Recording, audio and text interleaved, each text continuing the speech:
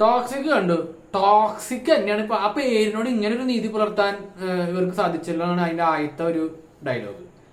കണ്ടിരിക്കാനേ ഒരു വല്ലാത്ത ക്ഷമയും ഒരു മനക്കെട്ടിയും വേണം. പിന്നെ ഒരു പ്രത്യേക തരം എന്റർടൈൻമെന്റ് ആണ് ഇവർ കൊടുക്കുന്നത്. സെക്കൻഡ് ഹാഫ് ഒക്കെ ഇതിലത്തെ സീരിയസ് രംഗങ്ങൾ കണ്ടിട്ട് തിയേറ്ററിൽ ചിരി പൊട്ടുകയാണ്. കാരണം ആൾക്കാർക്ക് സഹിക്കാൻ വയ്യ. കാരണം ഇതിലൊന്ന് മലയാളം വേർഷനാണ് കണ്ടത്. അതിന്റെ പ്രശ്നമാണോ എന്ന് അറിയില്ല. ഡയലോഗ് മലയാളത്തില് ലോക ശോകം, ശോകം എന്ന് പറഞ്ഞ ദുരന്തം, ആ രീതിയിൽ അത് സിറ്റുവേഷനും മാച്ച് ആവണില്ല, ഇമോഷനും കണക്ട് ആവണില്ല. അപ്പൊ കേൾക്കുമ്പോഴും കാണുമ്പോഴും ആകെ ഒരു ഡിസ്റ്റർബൻസ് എന്ന് പറയില്ലേ, ആ രീതിയിൽ ഒരു 3 മണിക്കൂറിന് മേലെ 3.25 മണിക്കൂറിന് അടുത്ത് പടമുണ്ട്. ഓ തീർക്കാന്ന് പറയില്ലേ, തീർക്കേണ്ടി വരും. എന്താ പറയാ, ഒരു വലിയ ബഡ്ജറ്റ് ഉണ്ടാക്കിയിട്ട് സത്യം പറയാലോ ഗീതു മോഹൻദാസ് എന്തൊക്കെ ഫെമിനിസം പറഞ്ഞാലും പെണ്ണുങ്ങളെ എങ്ങനെയൊക്കെ മോശമാക്കി കാണിക്കുക അതൊക്കെ ഇതിൽ കാണിച്ചിട്ടുണ്ട്. അത്രയധികം ഫീമെയിലിനെ എങ്ങനെയൊക്കെ അതിന്റെ തരം താണ രീതിയിൽ പ്രസന്റ് ചെയ്യാം, എന്നിട്ട് അതിനെ ജസ്റ്റിഫിക്കേഷൻ കൊടുക്കുമെന്ന് പറയുമ്പോഴാണ് അത് സഹിക്കാൻ പറ്റാത്തത്. ഇവരിങ്ങനെ പറഞ്ഞില്ലായിരുന്നെങ്കിൽ കുഴപ്പമുണ്ടായിരുന്നില്ല. ഗീതു മോഹൻദാസ് വലിയ കാര്യങ്ങളൊക്കെ, വലിയ ആദർശം, വലിയ ഐഡിയോളജി ഒക്കെ പറഞ്ഞിട്ട് ഫീമെയിൽ ക്യാരക്ടേഴ്സിനെ, ഫീമെയിൽ ആർട്ടിസ്റ്റിനെ ഇതിൽ പ്രസന്റ് ചെയ്യുന്ന രീതിയൊക്കെ കണ്ടു കഴിഞ്ഞാലേ നമുക്ക് വരെ സിമ്പതി തോന്നുന്നു പറയില്ലേ, ഇങ്ങനെ പറയേണ്ടിയിരുന്നില്ല എന്നുള്ള ഒരു അഭിപ്രായം വന്നു.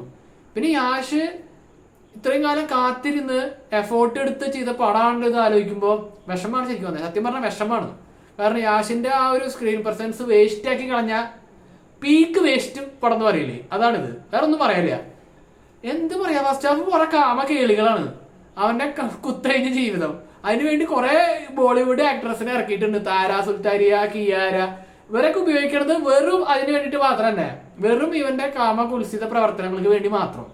സെക്കൻഡ് ഹാഫ് ആണെങ്കിൽ ഒരു അപ്പൻ മകൻ ബന്ധം എന്ന് പറഞ്ഞിട്ട് കാട്ടിക്കൂട്ടണ രംഗങ്ങളുണ്ട്.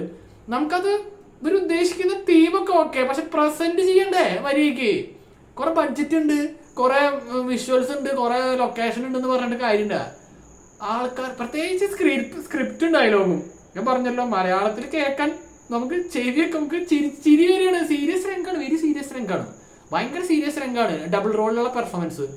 വിഷമം തോന്നിയത് യാശം നമ്മൾ ഡാൻസ് കളിക്കാൻ അറിയില്ലെങ്കിലും, നമ്മൾക്ക് ഒന്നും അറിയില്ലെങ്കിലും നമ്മളൊരു എനർജി ആയിട്ട് ചെയ്യുമ്പോൾ ഒരു ഉണ്ടല്ലോ, അതുപോലെയാണ് എനിക്ക് യാഷിന് തോന്നിയത്. മൂപ്പർക്ക് പറ്റണില്ല അഭിനയിച്ച് അത് എഫക്റ്റീവ് ആക്കാൻ, കൺവിൻസ് ആക്കാൻ. പക്ഷെ മൂപ്പര് ഫുള്ള് എഫോർട്ട് കൊടുക്കണ പോലെ നമുക്ക് ഫീൽ ചെയ്യുകയും ചെയ്തു. അറ്റ്ലീസ്റ്റ് എനിക്ക് ചെയ്തു. ബാക്കി ഒന്നും ഇല്ല ഇതില്, വേസ്റ്റാണ്, ദുരന്താണ്. നിങ്ങള് നാളെ ഞാൻ പറയുകയാണെങ്കിൽ പോണ്ട, വിട്ടേക്ക്.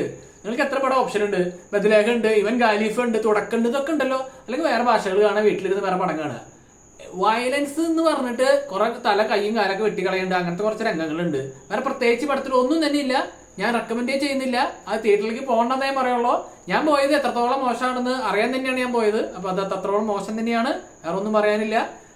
ഒരു സമ്പൂർണ്ണ ദുരന്തമായിരിക്കും കേരള ബോക്സ് ഓഫീസിൽ നിന്ന് ഉറപ്പാണ്. മറ്റു മാർക്കറ്റത്തെ കേസ് എനിക്കറിയില്ല, അത് കണ്ടറിയേണ്ടി വരും. കണ്ടിട്ട് അവിടെയും ഷോക്കാവാനാണ് ചാൻസ്. അറിയില്ല കേട്ടോ മറ്റൊരു ഇൻഡസ്ട്രിയിൽ എന്താണ് സംഭവിക്കാൻ പോണെന്ന്. നമ്മുടെ അവിടെ ദുരന്തമാണെന്ന് ഉറപ്പാണ്. എനിക്കും ദുരന്തമായിട്ടാണ് തോന്നിയത്. നിങ്ങൾ കാണരുതെന്നേ പറയുള്ളൂ. ഞാൻ കാണുകയാണെങ്കിൽ നിങ്ങൾ അഭിപ്രായം എന്റെ കമന്റ് സെക്ഷനിൽ പങ്കുവയ്ക്കാം. അപ്പോൾ ഈ വീഡിയോ ഇഷ്ടപ്പെട്ടെങ്കിൽ ലൈക്ക് അടിക്കുക, കമന്റ് അടിക്കുക, സബ്സ്ക്രൈബ് ചെയ്യുക, ഷെയർ ചെയ്യുക.